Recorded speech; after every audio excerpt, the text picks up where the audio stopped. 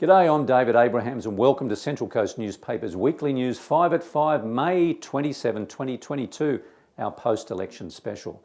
The political landscape has changed after the federal election, and here on the Central Coast we have a new Member of Parliament in Dr Gordon Reid for the Labor Party, proving once again the seat of Robertson is the bellwether seat of the nation.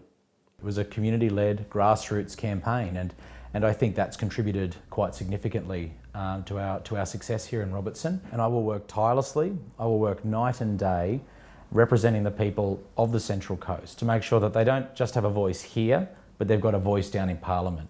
Though it wasn't just in Robertson that voter sentiment changed. Across the country also, and in Dobell, the sitting Labor member Emma McBride increased her margin significantly, and she will now serve a third term, possibly picking up a junior ministerial position. Going into the day, as I said to you before, I was quite nervous, but just really relieved to have seen that the support that the community has given me and the confidence that they've put in myself. We absolutely have to hit the ground running on the Central Coast. We have a large and growing community with a backlog of infrastructure. Housing affordability is a real and growing problem. The cost of living is something that is affecting most people, families and businesses. Now, the New South Wales government elections are coming up in March next year, so the focus now changes. This week, Parliamentary Secretary for the Central Coast and Terrigal MP Adam Crouch announced 2 new state government projects.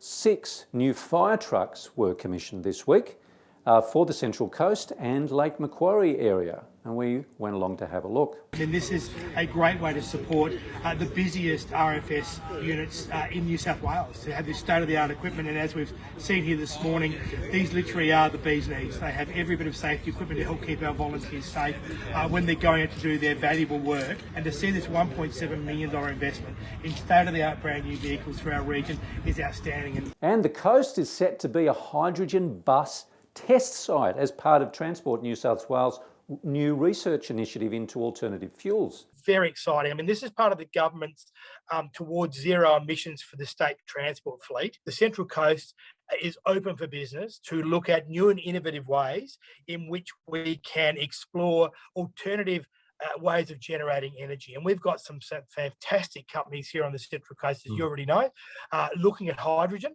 as an alternative form of generating energy. And in council news, it's official, water rates are set to rise from July 1, after IPART approved a moderated council request for a significant increase.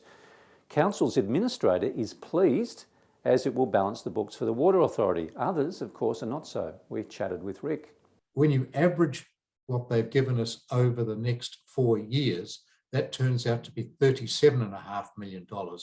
So you can see that it's pretty close to what IPART removed back in 2018.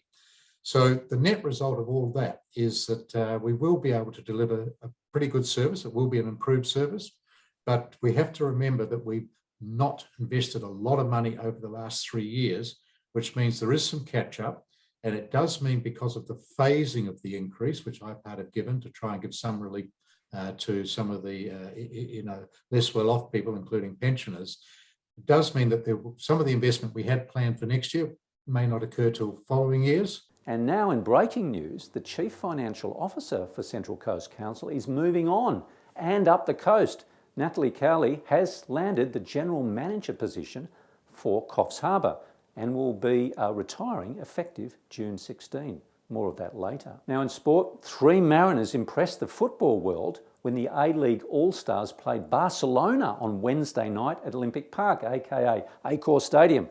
Kai Rolls defended for the full 90 minutes, whilst Jason Cummings played striker until he was replaced by Garang Kuol in the 57th minute. And despite the All-Stars losing, the match notably raised the profile of 17-year-old Kuol, who bought his own razzle-dazzle, nearly scoring twice and earning the praise of Barca's manager and long-term La Liga veteran, Xavi.